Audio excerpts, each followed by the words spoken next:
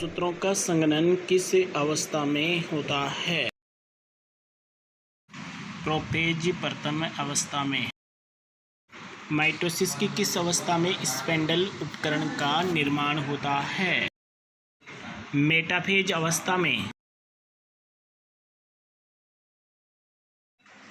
समसूत्री विभाजन या माइटोसिस की किस अवस्था में गुणसूत्र स्पेंडल के मध्य में विन्यासित हो जाते हैं? मध्यावस्था या मेटाफेज में। इंटरफेज के दौरान आरएनए तथा प्रोटीन का संश्लेषण होता है। G1 व G2 दोनों अवस्थाओं में अर्धसूत्री विभाजन के गुणसूत्र बिंदु निम्न में से किस अवस्था में विभाजित होते हैं? द्वितीय पश्चावस्था या एनोफेज सेकंड में। अर्धसूत्री विभाजन की पेकाइटिन अवस्था में गुणसूत्र प्रतीत होते हैं। चतुष्क स्टैंड समजात गुणसूत्रों का प्रतिकर्षण होता है। डिप्लोटीन में समजात गुणसूत्रों का युग्मन या सिनेप्सिस किस अवस्था में होता है? जाइगोटिन या युग्मनपट अवस्था में। जीन विनिमय या क्रॉसिंग ओवर किस अवस्था में होता है? पेकाइटिन या स्थूलपट अवस्था में क्रॉसिंग ओवर होता है।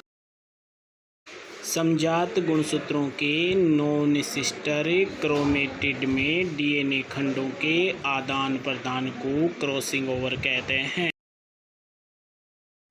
काइजेमेटा कौन सी अवस्था में स्पष्ट दिखाई देते हैं? डिप्लोटीन अवस्था में।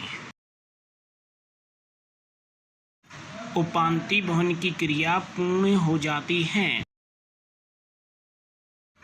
डाइकाइनेसिस या पारगतिकरण अवस्था में।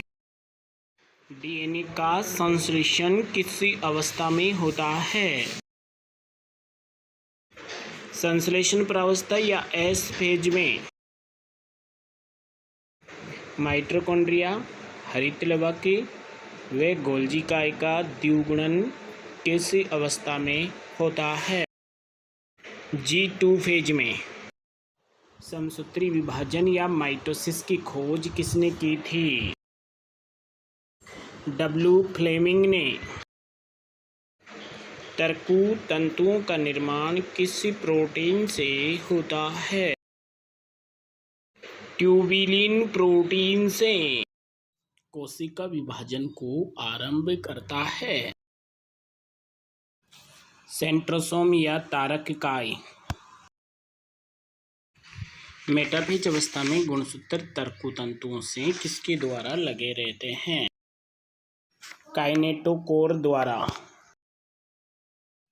किस अवस्था में क्रोमोसोम पतले तथा धागे के समान लंबे होते हैं?